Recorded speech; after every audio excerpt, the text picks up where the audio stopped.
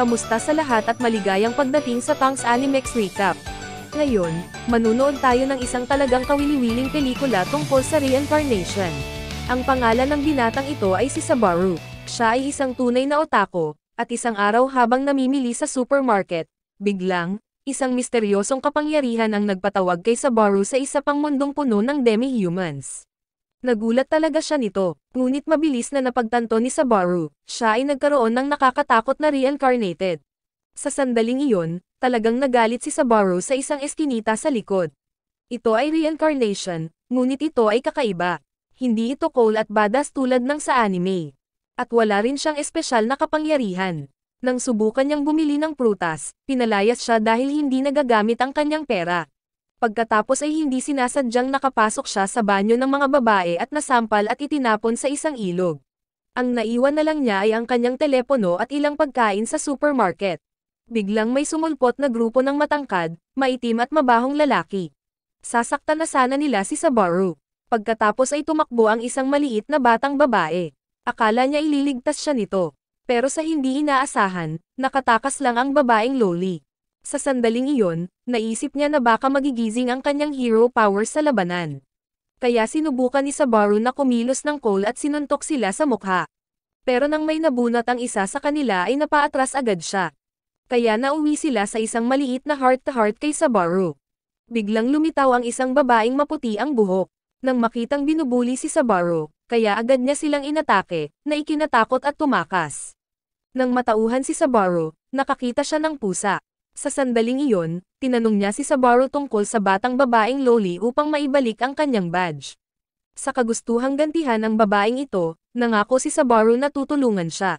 Kaya't hinanap nilang dalawa kung saan-saan, ngunit hindi pa rin nila makita ang batang babaeng iyon. Habang nagpapahinga, naalala niyang hindi pala siya nagtanong ng impormasyon sa kanya. Kaya sinabi niya sa kanya, ang pangalan ng pusa ay Puck, at ang kanyang pangalan ay Satella. Pagkatapos ay nakasalubong nilang dalawa ang isang nawawalang bata, kaya iminungkahi ni Satella na tulungan muna ang dalaga. Pagkatapos ay nagsagawa ng mahika si Sabaru para sa kanya, upang pasayahin ang babae at tulungan siyang mahanap ang kanyang ina. Pagkatapos ay nagpatuloy ang dalawa sa paghahanap sa babaeng loli.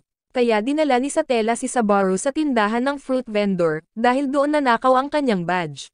Nang hinahabol sila ng vendor dahil walang pera, bumalik ang nawawalang babae. Pagkatapos ay napagtanto ng nagtitinda na tinulungan nila ang kanyang anak na babae, kaya nagbago ang isip niya at sinabi sa kanila na pumunta sa mga slums upang hanapin ang isang batang babae na nagngangalang Felt. Sa puntong iyon, si Puck ay naubos dahil siya ay isang espiritu na maaari lamang magtrabaho ng 8 oras, kaya't bumalik si Puck upang magpahinga.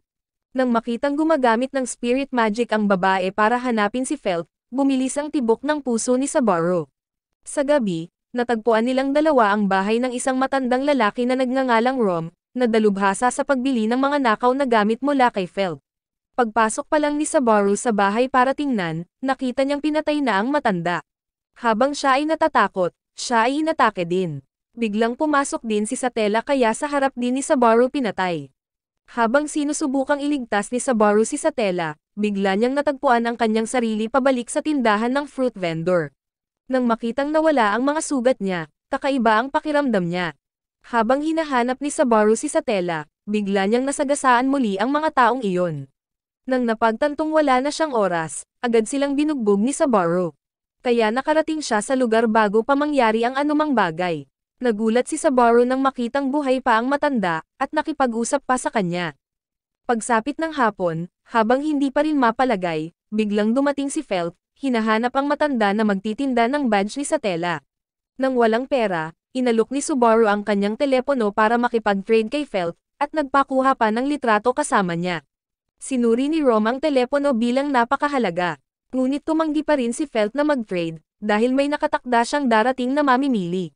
Biglang dumating din yung babaeng yun kaya nagpaligsahan si Sabaru at yung babae para bumili ng badge.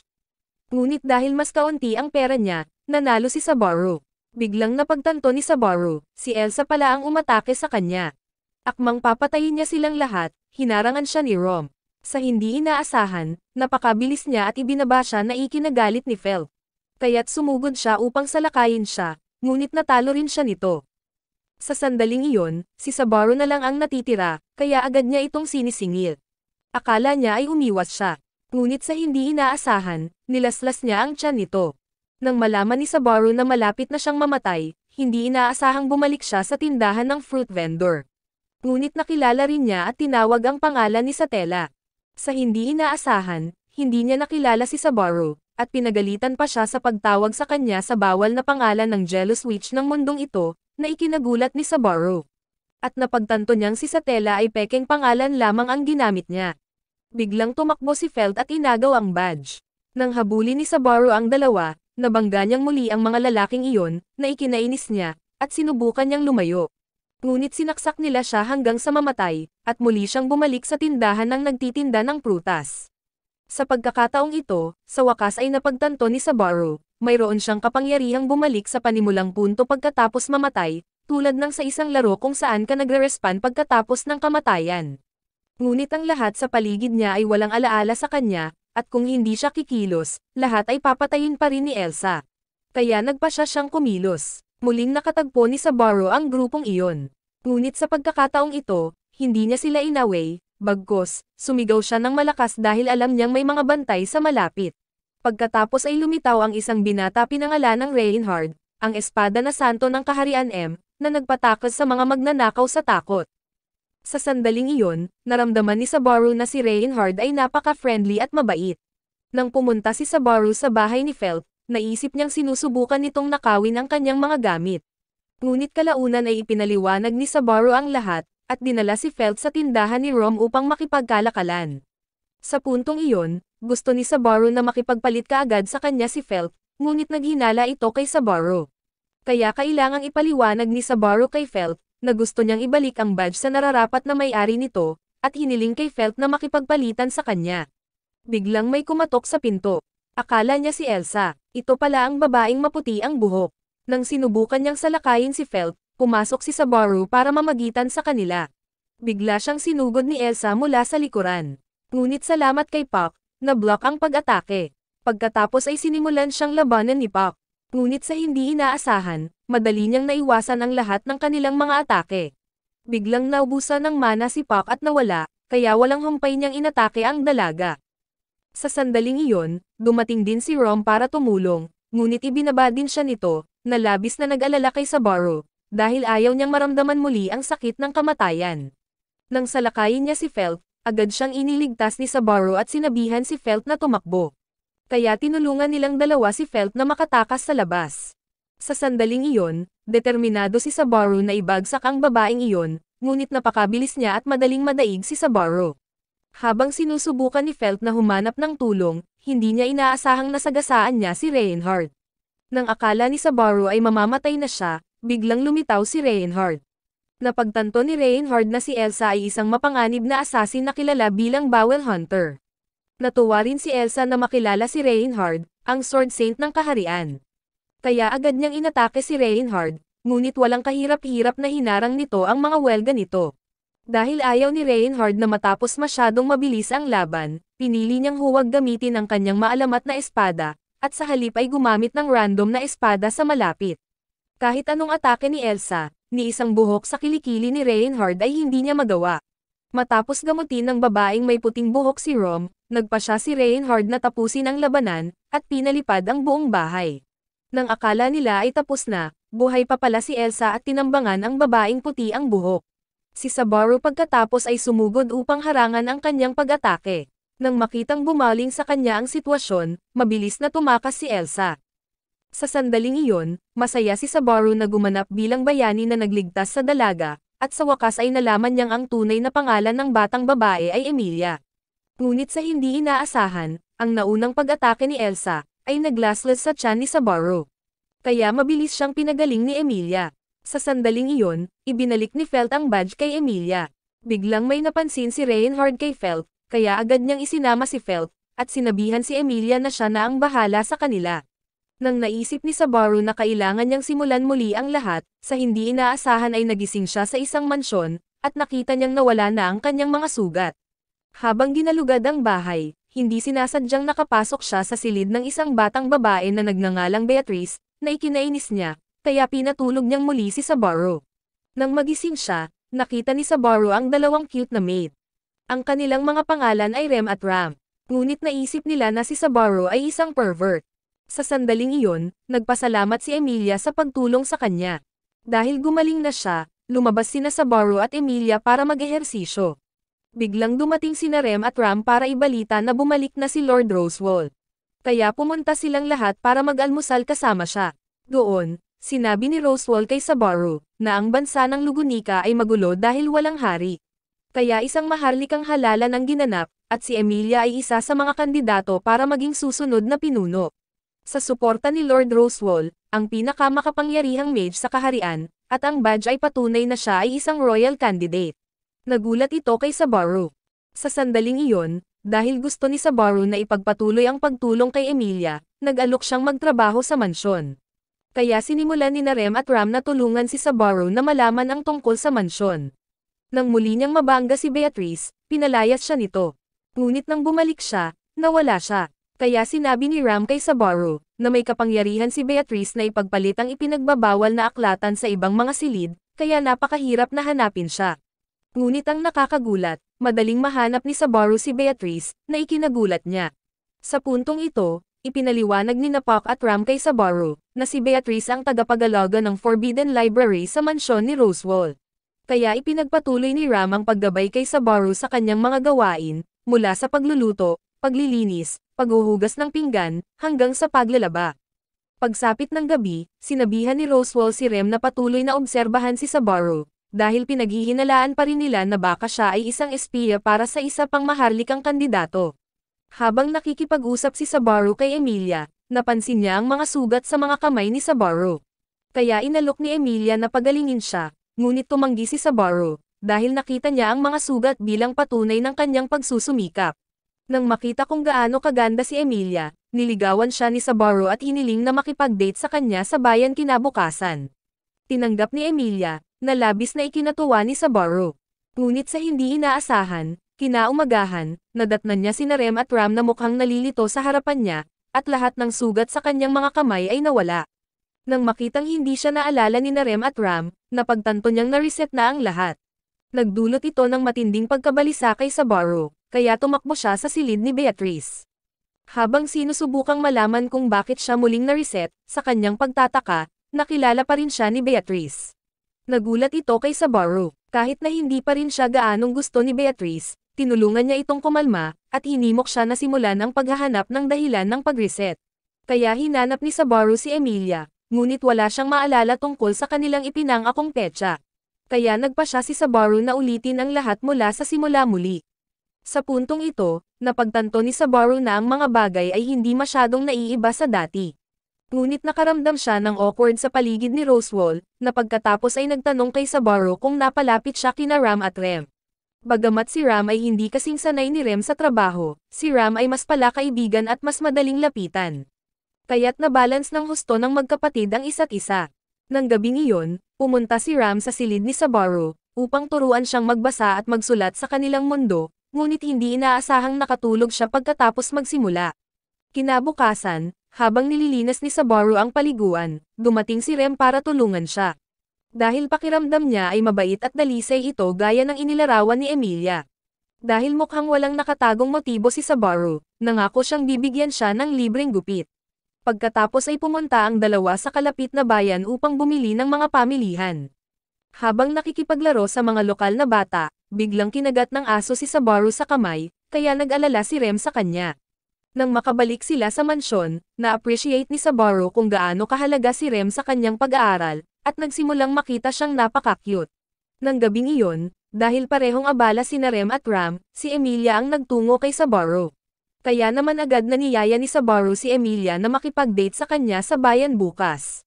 Kahit na hindi niya alam kung ano ang petsa, pumayag pa rin si Emilia na sumama kay Sabaru, na labis na nagpasaya sa kanya. Sa sandaling iyon, sa takot na may reset muli ang lahat, sinubukan ni Sabaru na huwag matulog.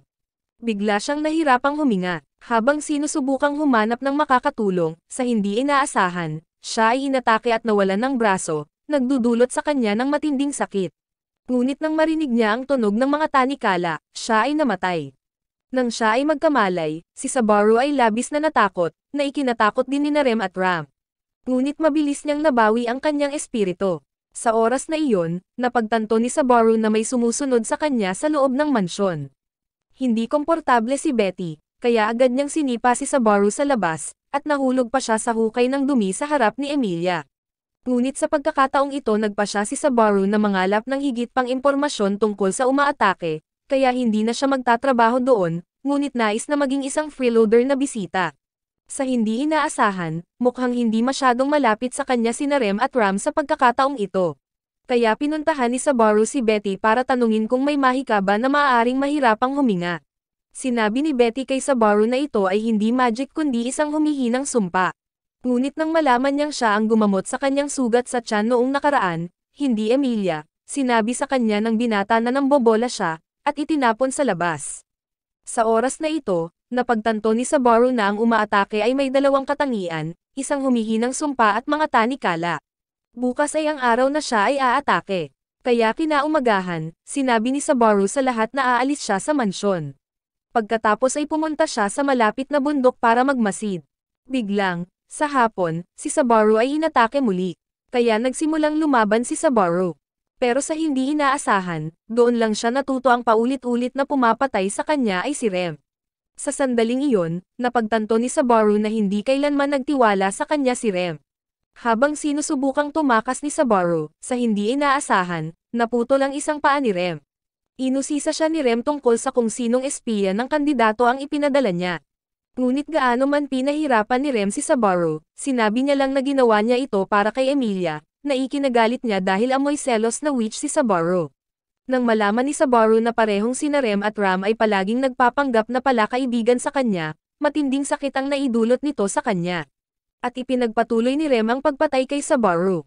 Sa ikaapat na pagkakataon ay nagkamalay siya, nakita niya sa harapan niya sina Rem at Ram, na labis na ikinatakot niya.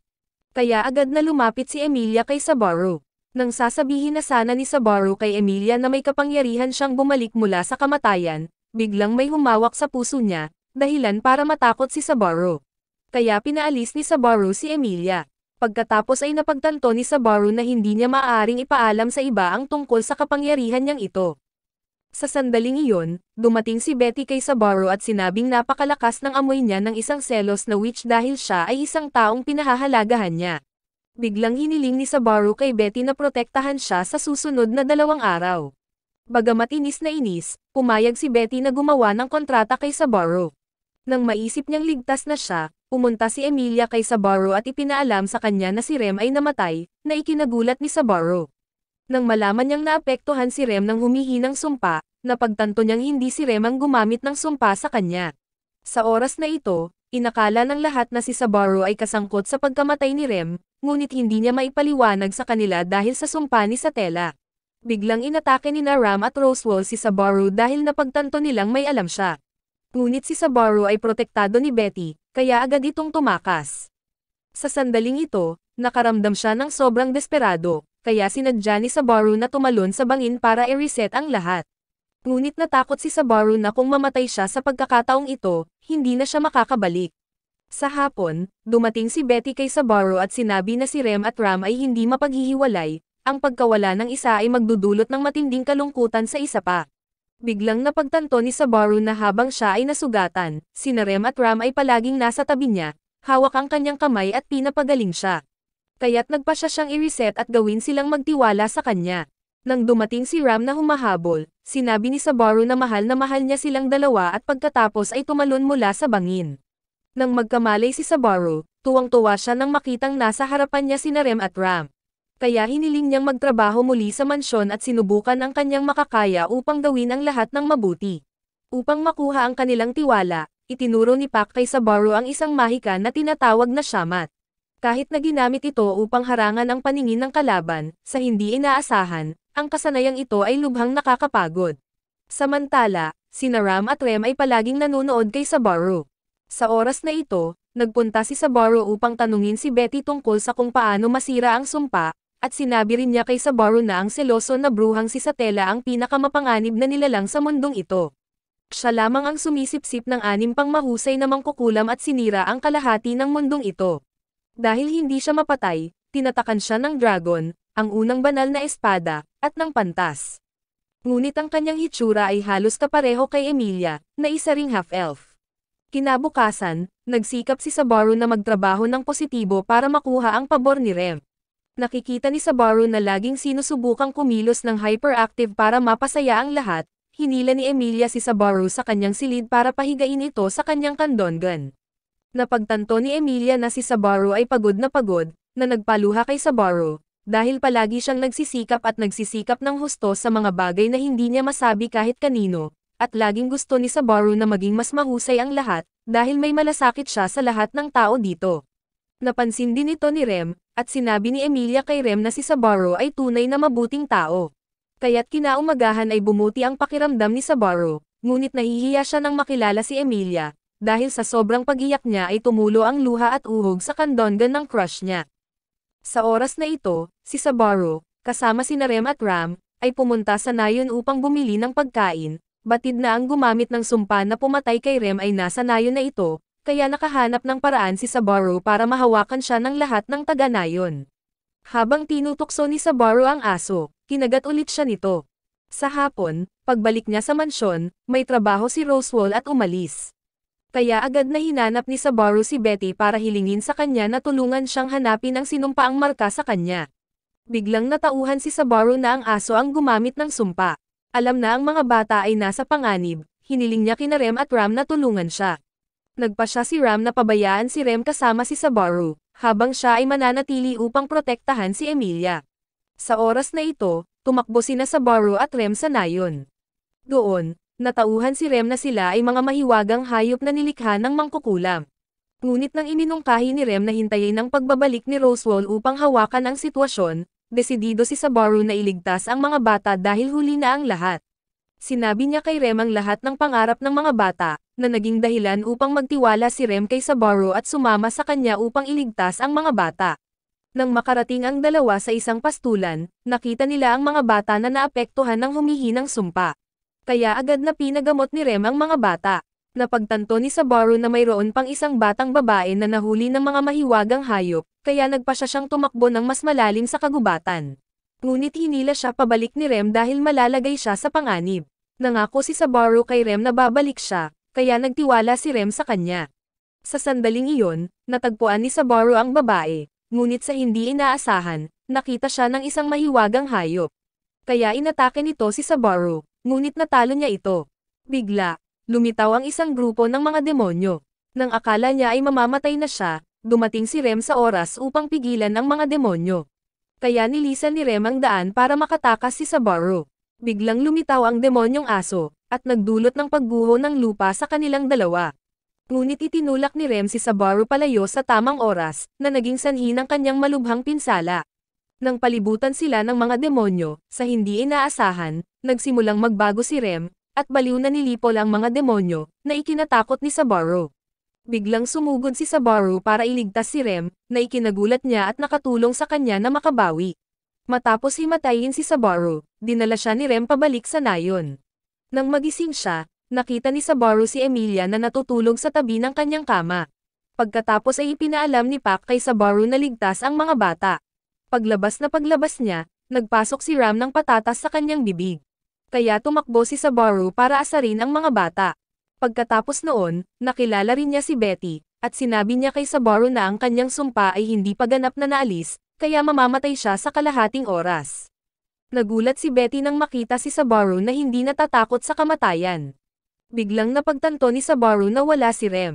Pagkatapos ay sinabi ni Ram kay Sabaru na si Rem ay nagpunta sa kagubatan na mag-isa upang patayin ang demonyo at iligtas si Sabaru, kaya agad na pumasok sina Sabaru at Ram sa kagubatan. Sa oras na ito, sinabi ni Ram kay Sabaru na iba siya kay Rem dahil si Rem ay isang demonyong walang sungay. Tinutulungan ng mga sungay ang tribo ng demonyo na madagdagan ang kanilang lakas sa pakikipaglaban. Karamihan sa mga demonyo ay ipinanganak na may dalawang sungay. Kaya palagi silang naniniwala na ang kambal na may isang sungay lang ay isang kahihiyan sa tribo. Ngunit sa hindi inaasahan, ang kapangyarihan ni Ram ay nagpakita mula pagkabata at binago ang pananaw ng tribo. Iba si Rem at hindi kasing husay ng kanyang kapatid, kaya nagsimula siyang makaramdam ng kababaan. Pero inalagaan at mahal ni Ram ang kanyang nakababatang kapatid. Sa hindi inaasahan, isang araw ay sinalakay ang kanilang nayon, at tanging sina Rem at Ram lang ang nakaligtas.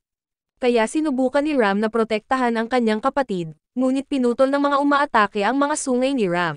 Bagamat dumating si Roswaal sa oras upang iligtas sila, hindi na magamit ni Rem ang kanyang mga sungay. Kaya't ang dalawa ay dinala sa trabaho sa mansyon. Simula noon, lagi nang nagsisikap si Rem para makabawi sa kapatid. Sa puntong ito, nakaisip si Sabaru ng paraan para mahanap si Rem, kaya pinaandar niya ang sumpani sa tela. Biglang naramdaman ni Ram na maraming demonyo ang dumarating dito. Pagkatapos ay ipinaliwanag ni Sabaru kay Ram na hinahabol ng mga demonyo ang pabango ng mangkukulam sa kanya, kaya pupunta rin dito si Rem. Ngunit sa hindi inaasahang pagkakataon, nang lumitaw ang mga demonyo, kinailangan ni Sabaru na buhatin si Ram sa ilalim ng kanyang braso at mabilis na tumakas, dahil wala siyang sapat na lakas para lumaban. Nang ang dalawa ay napapaligiran ng mga demonyo, saktong dumating si Rem. Ngunit sa hindi inaasahan, nawalan siya ng kontrol, patuloy na umaatake si Sabaru at sa mga demonyo. Sa oras na ito, sinabi ni Ram kay Sabaru na kung mabalian nila ang sungay sa ulo ni Rem, babalik siya sa normal. Kaya't inihagis ni Sabaru si Ram patungo kay Rem, at agad na tumakbo para subukang sirain ang busina. Ngunit sa hindi inaasahan, hindi niya nalampasan ang welga. Bigla din siyang inatake ng maliit na aso, dahilan para lumipad ng mataas si Sabaru. Kaya kinuha niya ang pagkakataong ito para masugatan at mabali ang sungay ni Rem. Sa oras na ito, parehong sinusubukang ilabas si Rem sa kagubatan. Habang nagtatago sila sa mga demonyo, nakonsensya si Rem dahil hindi niya nailigtas si Sabaru noong nakaraan dahil sa pabango ng mangkukulam sa kanya. Ngunit sa hindi inaasahan, nabangga siya ni Sabaru, at agad siyang pinagalitan na parang tanga sa lahat ng ginagawa niya mag-isa. Sa oras na ito, muli silang napalibutan ng mga demonyo, kaya mabilis na sinubukang asarin ni Sabaru si Rem pagkatapos ay tumakbo bilang pain para sa mga demonyo, na nagpapahintulot kay Ram na kunin si Rem upang makatakas. Napagtanto ni Sabaru na matatapos ang lahat kung haharapin nila ang maliit na aso, ngunit hindi na ito maliit. Kaya ginamit ni Sabaru si Shamat para saksakin ang kanyang espada sa leeg nito. Sa pag-aakalang natalo niya ito, sa hindi inaasahan, patuloy itong umaatake kay Sabaru. Ngunit nagpakita si Roswaal sa oras at iniligtas siya. Kaya nagsimula siyang magtiwala kay Sabaru. Tuwang-tuwa si Rem dahil ligtas si Sabaru. Pagsapit ng umaga, nang magkamalay siya, nakita ni Sabaru si Rem na nakaupo sa tabi ng kanyang kama, nakahawak pa rin sa kamay niya. Nakikitang palaging ikinukumpara ni Rem ang kanyang sarili sa kanyang kapatid, sabi ni Sabaru. Marami kang ginagawang mas mahusay kaysa kay Ram, at mas malaki pa ang dibdib mo kaysa kay Ram. At ikaw ang laging nandyan para sa akin. Kaya siya ay ginayuman ni Sabaru, nagpapasaya kay Rem. Sa gabi, ipinagpatuloy ni Sabaru ang panliligaw kay Emilia, pag-aanyaya sa kanya na makipag-date sa kanya. Sa mga oras na ito, pareho silang nasa nayon na namimigay ng Good Kid Certificate sa mga bata. Ngunit pagbalik nila sa mansyon, narinig ni Emilia ang balita na kailangan niyang pumunta sa kabisera upang maghanda para sa halalan. Kaya gumamit si Sabaru ng bubble tea para akitin sina Kyuhem at Felix upang makakuha ng karagdagang impormasyon tungkol sa halalan. Nang makarating ang dalawa sa kabisera, sinabi ni Emilia na dinala lang niya si Sabaru doon upang hilingin kay Felix na pagalingin ang kanyang mga sugat mula sa pakikipaglaban sa mga demonyo, at ayaw niyang masangkot si Sabaru sa halalan. Biglang lumitaw ang isang binata, at naramdaman ni Sabaru na sinusubukan ng lalaking ito na nakawin ang kanyang babae, na nagpait sa binata nang hindi kumakain ng sili. Sa oras na ito, habang si Sabaru ay iniwan ni Emilia sa labas, nakita niya ang isang gang ng mga maton sa kindergarten na kumukuha ng isang binibini. Iniisip na maaari siyang maging isang bayani na nagliligtas ng isang kagandahan, ngunit sa hindi inaasahan, hinalikan siya nito at napasandal sa pader. Pinapait muli ang binata, dahil mas mayabang pa ang babaeng ito kaysa kay Kaban. Biglang sumulpot si Rom, kaya mabilis silang lahat nagtakbuhan. Nang malaman ni Sabaru na hinahanap pa rin ni Rom si Felt, ipinaalam niya sa kanya na si Felt ay kinuha ni Reinhardt. Biglang sumulpot si Emilia kasama ang isa pang binata, na lalong ikinadismaya ni Sabaru. Ngunit narito lamang ang binatang iyon upang hanapin ang kanyang nakababatang kapatid na babae. Kaya umalis si Sabaru, binigyan siya ng isang mansanas bilang regalo. Kinaumagahan, muling iniwan ni Emilia si Sabaru sa bahay, at sinabihan si Rem na bantayan siya. Ngunit alam ni Sabaru na gustong sundan at tulungan si Emilia, hinayaan siya ni Rem. Nang sumakay ng taxi ang binata, sa hindi inaasahan, nakilala niya ang kapatid ng dalaga. Sa puntong ito, natutunan ni Sabaru ang kanyang pangalan ay Ritzila, at siya rin ay isang kandidato para sa trono. Nang pumasok si Sabaru sa palasyo, nagulat siya kay Emilia, na pagkatapos ay pinagalitan siya sa hindi pakikinig sa kanya. Sa oras na ito, nakilala din ni Sabaru sina Reinhard at Felix, at sinabi ni Reinhard kay Sabaru na si Felix ay isang batang lalaki, o kung hindi ay nahulog ang binata sa isang bitag. Habang nagtataka ang apat na kandidato kung bakit sila ipinatawag, humakbang si Reinhard at sinabing si Felt ang huling kandidato na maaaring maging hari. Sa hindi inaasahan, inis si Felt kay Reinhard para sa pagpapasuot sa kanya ng ganoong damit, ngunit masaya akong makitang muli si Sabaru. Nang makita ng lahat ang kumikinang na badge sa kamay ni Felt, naniwala silang siya ang huling napili. Kaya lahat ng mga kandidato at kabalyero ay nagtipon. Ngunit pinuna nila si Felt bilang isang slum girl, habang si Emilia ay tinawag na half-elf na parang selos na mangkukulam, na ikinagalit ni Sabaru at pinilit silang humingi ng tawad sa kanya, sinasabi na siya ay kabalyero ni Emilia. Bigla, tumayo si Julius at sinabing sinisiraan ni Sabaru ang lahat ng mga kabalyero ng kaharian sa pamamagitan ng pangahas na ideklara ang kanyang sarili bilang isang kabalyero, na labis na ikinadismaya ni Sabaru. Ngunit agad na pinigilan ni Emilia si Sabaru at sinabing hindi niya ito nasasakupan, kaya pinalayas siya. Bigla na lang sumulpot si Rom para kunin si Felt pero nahuli ulit. Bagamat ayaw sumali ni Felt sa halalan, kailangan niyang sumang-ayon na lumahok upang iligtas si Rom, kaya binitawan nila siya. Sa hindi inaasahan, idiniklare ni Felt na kinasusuklaman niya ang kahariang ito at gagawin itong mas madilim. Samantala, si Sabaru ay nakikipaglaban kay Julius ng isa-isa at patuloy na binubugbog, na labis na ikinabahala ni Emilia. Kaya natalo si Sabaru. Nang magkamalay siya, galit na galit si Emilia dahil ginulo ni Sabaru ang lahat, at hindi man lang nakinig sa kanya.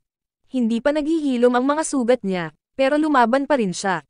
Hindi rin maintindihan ni Emilia kung bakit laging gustong tulungan siya ni Sabaru. Nang makitang walang alaala si Emilia na iligtas siya, gusto ni Sabaru na sabihin sa kanya ang lahat, ngunit napigilan ng isang sumpa, ginagawang imposible para sa kanya na magpaliwanag ng anuman.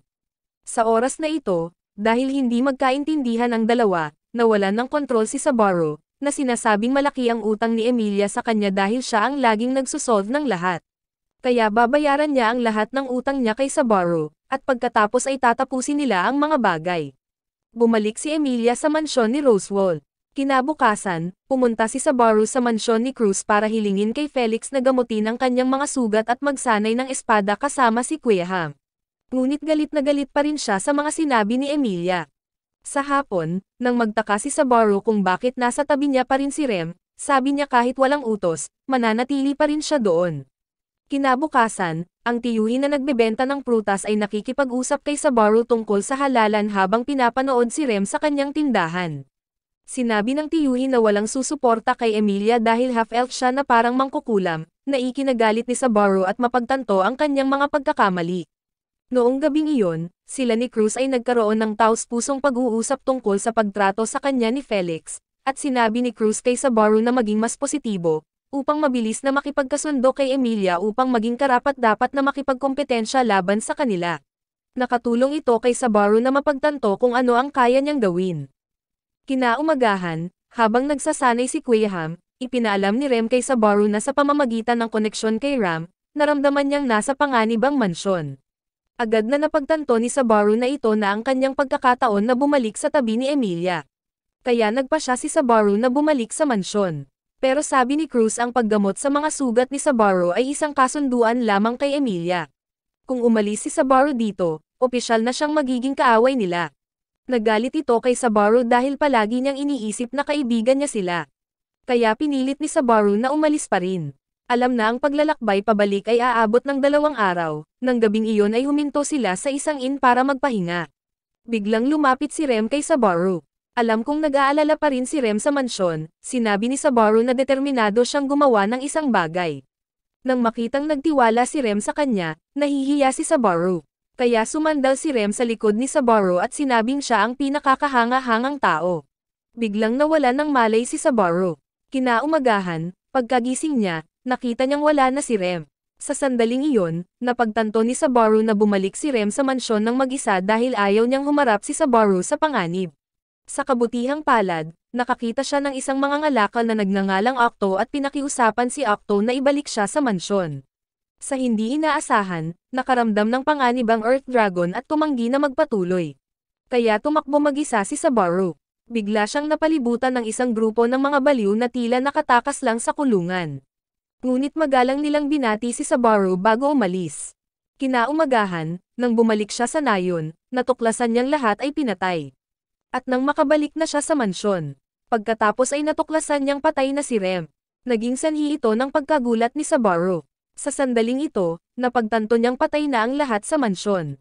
Kaya nalito si Sabaru. Ngunit nang pumasok na lamang siya sa isang nakapirming silid upang hanapin si Emilia, sa hindi inaasahan ay nagyelo at berde rin si Sabaru. Pagkatapos ay ni-reset siya ni Rin nang makilala ang tiyuhin ng nagbebenta ng prutas. Nang makita si Rem, napakasaya ni Sabaru. Pero sa hindi inaasahan medyo nabaliw siya. Dahil sa sakit na ito, hindi na makagalaw si Felix. Kaya nagpa siya si Rem na ibalik si Sabaru sa mansyon. Biglang tinanong ni Cruz si Rem kung bakit siya nagmamalasakit kay Sabaru. Dahil napaka-espesyal niya. Sa daan, palaging inaalagaan at inaalala ni Rem si Sabaru. Bagamat alam niyang hindi niya kayang tanggapin ang lahat sa kanyang sarili. Pagsapit ng umaga, nang maramdaman ni Rem na nasa panganib ang mansyon, bigla silang inatake. Sa sandaling ito, napagtanto ni Rem na sila ang kulto ng mangkukulam. Bigla nilang inagaw si Sabaru. Labis itong ikinagalit ni Rem. Samantala, si Sabaru may nakilala pang baliw. Nagpakilala siya bilang Lazy Bishop. Ang kanyang pangalan ay Petelgs. Pagkatapos ay nagsimula siyang magselos kay Sabaru dahil si Sabaru ay pinapaboran ng mga mangkukulam. Ngunit nang makitang mas baliw si Sabaru sa mas banayad na paraan kaysa sa kanyang sarili, sinimulan niya itong atakihin. Biglang pumunta dito si Rem. Ito ang nagpasaya sa kanya. Nang makita siyang naglakas loob na hawakan si Sabaru, nagalit si Rem at patuloy niya itong inatake. Samantala, tuwang-tuwa siya at agad na nahuli si Rem. Nakita si Rem na nasa panganib naging sanhi ng pagkamulat ni Sabaru. Pagkatapos ay binali niya ang lahat ng braso, binti, at leeg ni Rem.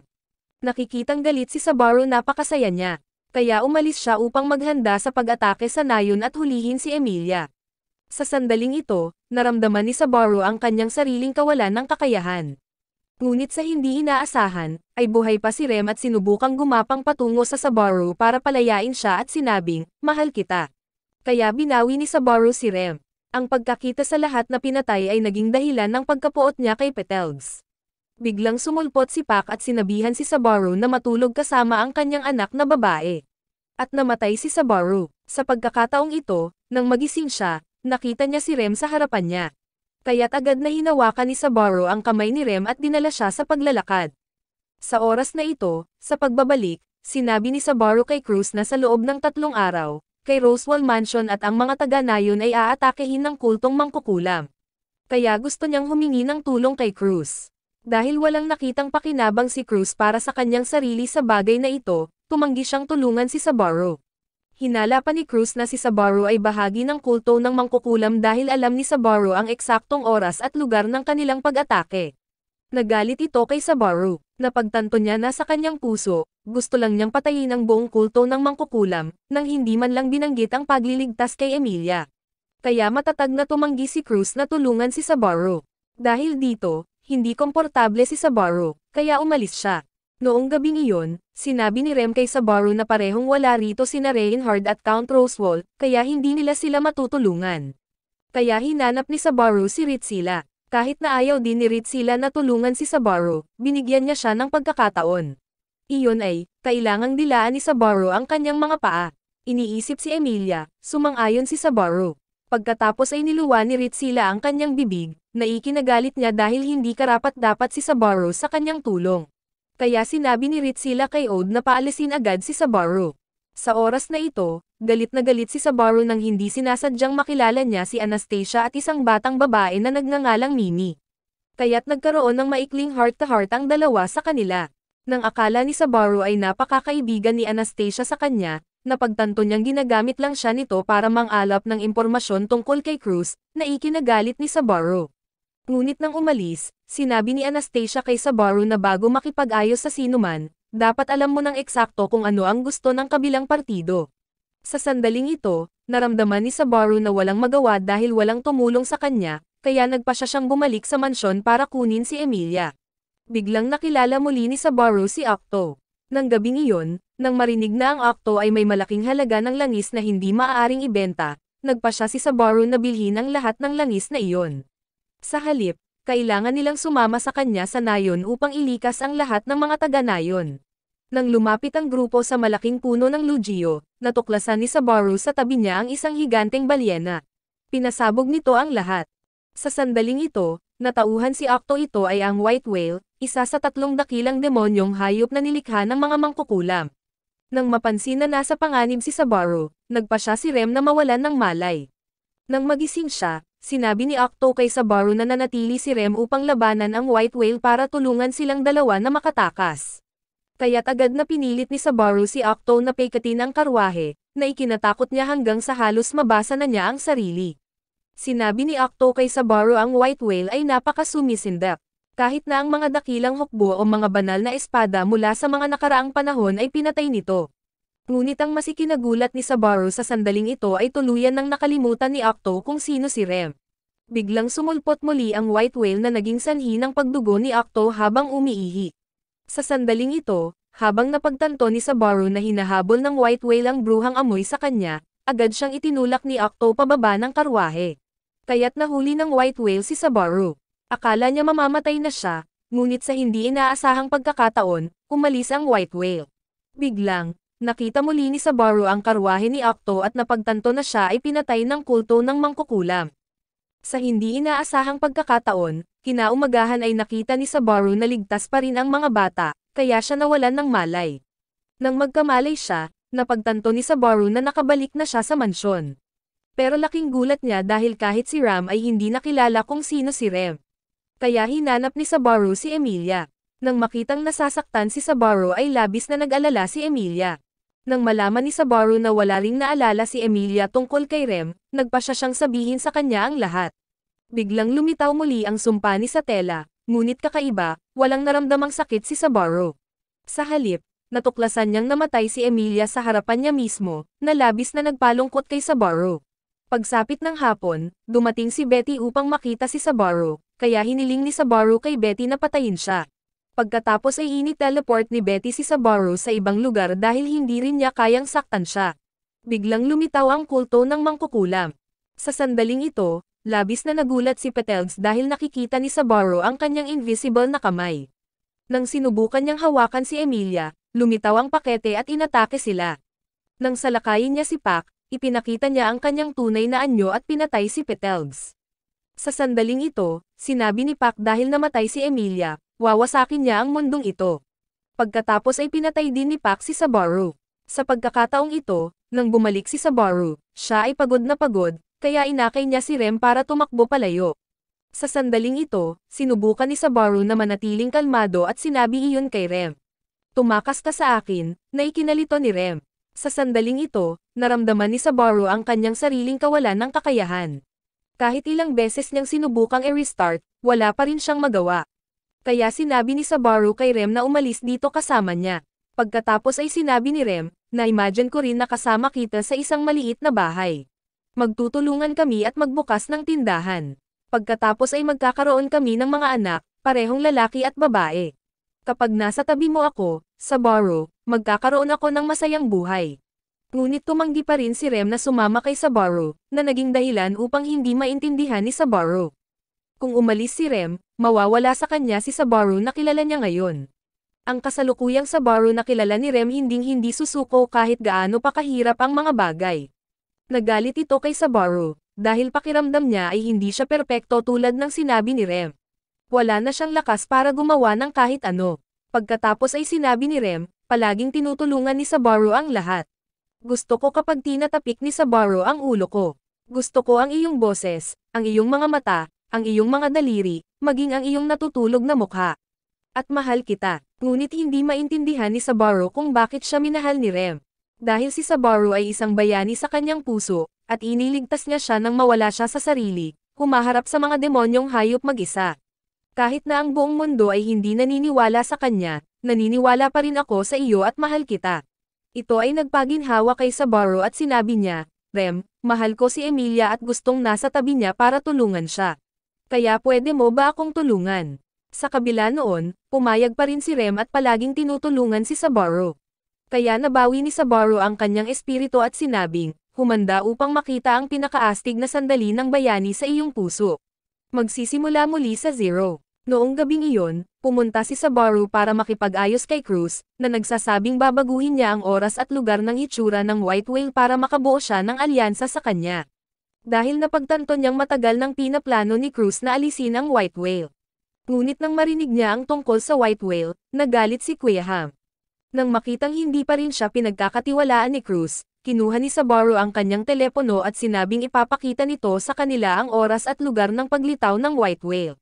Ngunit nang hindi pa rin makapagdesisyon si Cruz na makipag-alyansa kay Saburo, sa hindi inaasahang, pumasok sina Anastasia at Russell, na inimbitahan ni Saburo. Dahil pareho silang mga ngalakal, madalas na naaapektuhan ng White Whale ang kanilang negosyo, kaya pumayag din silang tulungan si Saburo. Nang makita ang determinasyon at maingat na paghahanda ni Saburo, pumayag si Cruz na makipag-alyansa sa kanya. Sa oras na ito, sinabi ni Kuya Ham kay Saburo na ang kanyang asawa ay ang banal na tabak mula sa nakaraang panahon at nagpasalamat kay Saburo sa pagbibigay sa kanya ng pagkakataong ipaghiganti siya. Kaya kinaumagahan, maraming tao ang nagtipon upang maghanda para sa labanan. Sa sandaling iyon, nakipagkita si Saburo sa pinunong si Ricardo, isang subordinate ni Anastasia. Marami ring tao ang dumating sa Saburo upang pasalamatan siya sa pagbibigay sa kanila ng pagkakataong maghiganti tulad ni Kuya Ham. Kaya umalis ang lahat, nagkampo sila sa ilalim ng malaking puno ng Lugio, naghihintay na lumitaw ang White Whale. Nagpunta sina Saburo at Rem sa Kuya Ham para kausapin siya, alam niyang mahal na mahal niya ang kanyang asawa. Noong bata pa si Kuya Ham, lagi niyang pangarap na maging santo ng espada. Ngunit isang araw, nakilala ni Kuya Ham ang isang batang babae na mahilig sa mga bulaklak. Araw-araw, pumupunta si Theresia upang manood ng tren ng Kuya Ham.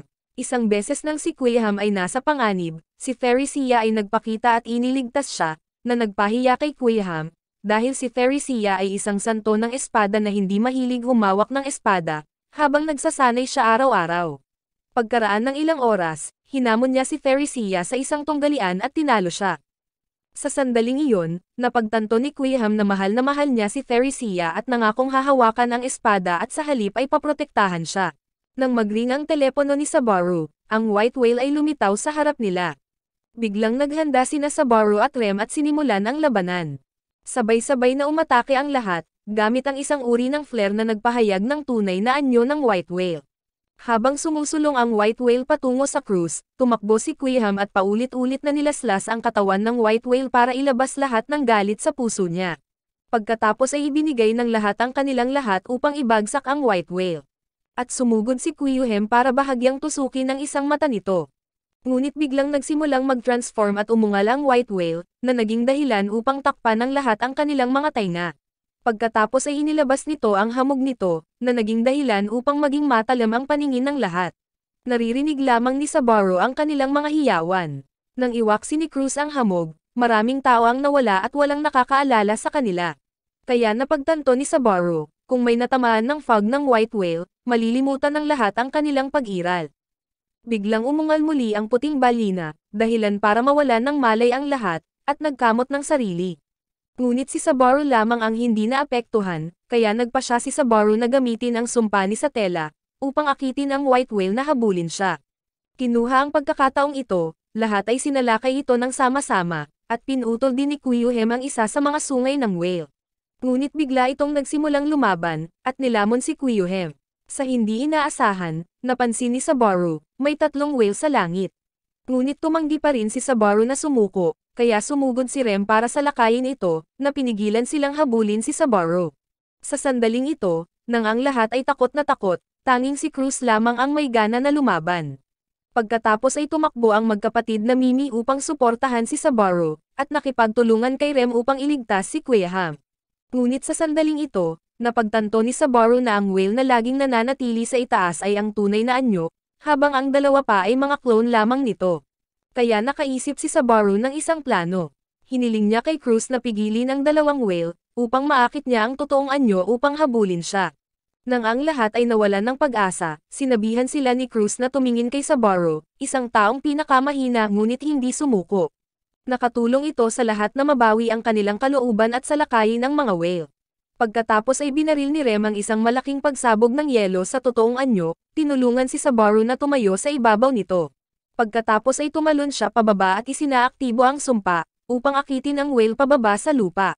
Nang mahuli ni Rem si Sabaro, sabay-sabay na inatake ng lahat ang Lugio tree, na naging sanhi ng pagkahulog nito at durugin ang white whale. Sa sandaling ito, si Quiyuhem ay humakbang pasulong, at tinapos ang white whale upang ipaghiganti ang kanyang pinakamamahal na asawa, na pinasaya ang lahat dahil sa wakas ay nanalo na sila. Sa oras na ito, nagpasalamat si Cruz kay Sabaro at sinabing, siya ang bayani na nakatalo sa white whale. Kaya kinilala rin siya ni na Cruz at Quiyuhem. Ngunit ang pagkatalo sa white whale ay bahagi lamang ng plano ni Sabaro. Ang tunay niyang layunin ay iligtas pa rin si Emilia.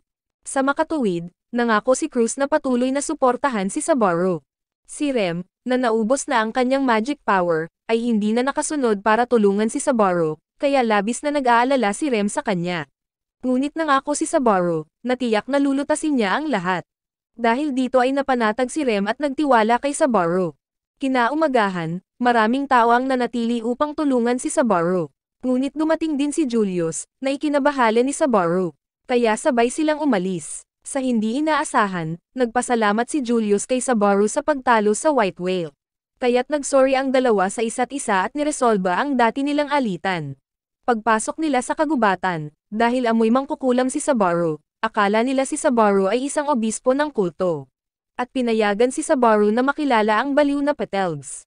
Sa oras na ito, naisip niya na si Sabaro ay isang mayabang na obispo, isa sa 6 na dakilang obispo. Ngunit nang malaman niyang si Sabaro ay walang aklat ng ebanghelyo, nagsimula siyang maghinala kay Sabaro. Kaya nagkunwaring hinanap ni Sabaro ang libro at sinabing hindi niya sinasadyang ginamit ito para punasan ang sarili. Nagalit ito at inatake si Sabaro. Biglang sumulpot ang magkapatid na Mimi at sinira ang kanilang base, dahilan para mabaliw si Petelgs. Nang sinubukan niyang salakayin si Sabaro, tumakbo si Quiyuhem at ibinaba siya. Sa oras na ito, napansin ni Sabaro na ang lahat ay natatakot na basahin ang aklat ng ebanghelyo. Ngunit hindi niya ito mabasa mismo. Kaya sinabi ni Quiyuhem kay Sabaro, ang ebanghelyo ang nagpapatunay na siya ay kabilang sa kulto ng mangkukulam. Nang akala ng lahat ay naayos na ang lahat, biglang lumitaw ang mga invisible na kamay at hinawakan si Sabaro. Napagtanto ni Sabaro na si Petelgs ay buhay pa, dahil maaari niyang ilipat ang kanyang kaluluwa sa 10 ng kanyang mga tamad na subordinate. Nang sinubukan niyang patayin si Sabaro, natuklasan ni Sabaro na takot siya sa mga espiritu sa kagubatan. Kaya tumakbo si Mimi at Quiyuhem para tapusin siya. Sa sandaling ito, napagtanto ni Sabaro na ang tamad na obispo ay buhay pa at sa isang lugar na malapit. Kaya't si Sabaro at ang lahat ay nagpatuloy sa pagtakbo pabalik sa mansyon. Ngunit sa hindi inaasahan, nawala ang lahat. Nang pigilan si Sabaro ng isang sanga ng puno, napagtanto niyang isa lamang itong ilusyon. Biglang lumitaw ang mga espiritu noon at iniligtas si Sabaro. Napagtanto ni Sabaro na si Julius ang nagtakda ng mga espiritu para protektahan siya, at maraming tao ang nahulog sa mahika ng enchantment. Biglang may lumitaw na nagnanais na hulihin si Sabaro, ngunit pinigilan ni Quiyuhem. Pagkatapos ay napagtanto ni Sabaro na ang umatake ay si Ram. Dahil nakita niya si Sabaro kasama ang mga kabalyero ng iba pang mga kandidato, naisip niya na pinagtaksilan ni Sabaro si Emilia. Kaya agad na nagpaliwanag si Sabaro kay Ram at nagpatuloy pabalik sa nayon, upang ilikas ang mga taga-nayon. Ngunit sa oras na ito, inakala ng lahat ng mga taga-nayon na si Emilia ang dahilan ng pagpunta dito ng kultong mangkukulam, dahil siya ay half-elf. Kaya naunawaan ni Sabaro kung bakit nag-aatubili si Emilia na pumunta sa nayong ito. Pagkatapos ay tumayo siya at sinabi sa lahat na magtiwala at sumunod sa kanya. Bigla ding nagsalita si Ram pabor sa kanya. Kaya lahat ay nakinig kay Sabaro. Pagkatapos ay sinabi ng isang batang babae kay Sabaro, na si Emilia ay nakadama ng panganib noong nakaraang araw at dumating sa nayon. Ngunit walang nakinig sa kanya. Kaya kinailangan ni Emilia na i-reset ang mga silang stone upang maprotektahan laban sa mga demonyo. Ngunit biglang, natuklasan ni Felix na ang mga tao mula sa kulto ng mangkukulam ay nakalusot sa nayon. Nang i-interrogate na sana siya ng mga ito, bigla siyang sumabog. Ngunit sa kabutihang palad, si Sabaru ay protektado ng mga espiritu ni Julius, kaya siya ay nakaligtas. Sa sandaling ito, napagtanto ni Sabaru na sinalakay ng kulto ng mangkukulam ang nayon. Samantala, si Kyuhem ay nakikipaglaban kay Petelgs. Bagamat natalo siya, nasugatan din siya. Kaya si Petelgs ay nagmamay-ari ng ibang tao. Pagkatapos ay ginamit ni Sabaru ang aklat ng ebanghelyo, para akitin siyang habulin siya. Naglabas ng silang stone si Sabaru, na naging sanhi ng pagsisimula ng mga demonyo sa paligid at pag-atake kay Petelgs. Nang ang huli na lang ang natitira ay dumating si Emilia na labis na ikinatuwa niya dahil si Emilia ang target nila. Ngunit sinalo at pinalamig siya ni na Emilia at Puck, na ikinagulat ng lahat sa nayon. Sa hindi inaasahan, ang kinin niya si Sabaru. Kaya agad na tumakbo si Sabaru, ngunit nakontrol niya si Sabaru, na pinipigilan sina Julius at Felix na mamagitan. Sa kabila nito, sinubukan pa rin ni Sabaru na labanan siya, kaya sinabi ni Sabaru sa kanilang dalawa na patayin siya. Alam na hindi na makakatagal si Sabaru, kinailangan siyang tapusin ni Julius. Sa hindi inaasahan, nang magkamalay si Sabaru, bumalik siya sa pagtalakay ng mga plano sa lahat, naghahanda na labanan ang kulto ng mangkukulam.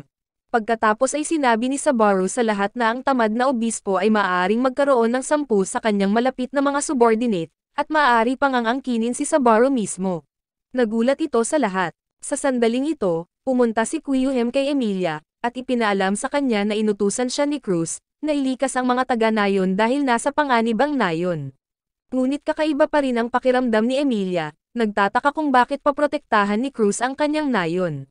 Pagkatapos ay tahimik na pumasok si Sabaru at hinimok ang paglikas. Kaya walang choice si Emilia kundi magpasya na sumama sa lahat. Pagdating nila sa nayon, salamat kay Sabaru, napagtanto ni Emilia na hindi siya kinasusuklaman ng mga bata, na nagpasaya sa kanya. Matapos mahuli ni Sabaru at ng iba pa ang taksil sa kanila, si Emilia at ang mga taga-nayon ay inihatid palayo ni Kyuhem. Sa oras na ito, ibinunyag ni Felix na, lahat ay nakaalis ng ganoon kadali dahil nakiusap si Sabaru sa mga taga-nayon sa ngalan ni Emilia. Kaya lahat ay nagtiwala kay Sabaru. Samantala, sinalakay ni na Ricardo at Mimi ang lahat ng 10 posibleng host niya. Ngunit nagkamali silang nahuli si Octo, sa pag-aakalang bahagi siya ng kulto ng mangkukulam. Pagkatapos ay pinuntahan ni Sabaru si Petelgs muli. Ngunit sa pagkakataong ito ay sinabi niyang gusto niya itong pagsilbihan, na lalong nagpa-hyperactive kay Petelgs. Ibinunyag niya kay Sabaru, na ang layunin ng paghuli kay Emilia ay gawin siyang sisidlan ng mangkukulam na summoning. Kaya sinimula ni Sabaru ang kanyang plano, na labis na ikinagulat ni Petelgs. Hinabol niya si Sabaru, sa pag-aakalang si Sabaru ay mahuhuli ng kanilang mga puwersa, kaya agad na dumating ang magkapatid na Mimi upang tulungan si Sabaru, hinarangan ang mga nasasakupan ni Petelgs, na naging dahilan ng kanyang pagkabigo. Kaya dinala siya ni Sabaru sa bangin kung saan siya namatay noon, dahil alam ni Sabaru na ang kahinaan niya ay spirit magic. Naghihintay na doon si Julius. Nang salakayin niya si Julius ay madali siyang hinarangan ni Julius na lalong ikinadismaya nito. Sa oras na ito, dahil ibinahagi ni Julius ang kanyang pangitain kay Sabaru, nakikita niya ang kanyang maraming mga braso, na nagpagalit sa kanya at patuloy na sinusubukang hawakan si Julius. Ngunit itinulak siya ni Julius, at sa suporta ni Sabaru, nagawa niyang ipin down siya. Nangangkinin ni Petelgs si Sabaru, na-activate ni Sabaru ang sumpa ni Satella, kaya nakita niya ang bruhang sinasamba niya. Ngunit nang malaman ni Satella na hindi siya si Sabaru, sinaktan niya ito. Ang pagiging tinanggihan ng mangkukulam na kanyang sinasamba, ginawa siyang mabaliw at sinira ang bangin, na durog sa kanyang sarili. Sa wakas, natalo ni Sabaru ang obispo.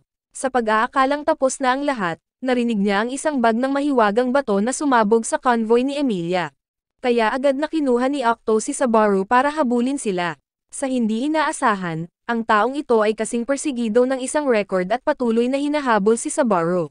Nang umalis sila sa kagubatan, binato siya ni Sabaru ng langis mula sa sasakyan, at ginamit ang espiritu ni Julius para sunugin siya. Nang makitang hindi pa rin siya susuko, sinuntok siya ni Sabaru sa mukha, nabasag ito, at isinulat ang salitang, kamatayan, sa aklat ng ebanghelyo, dahilan para mawala siya.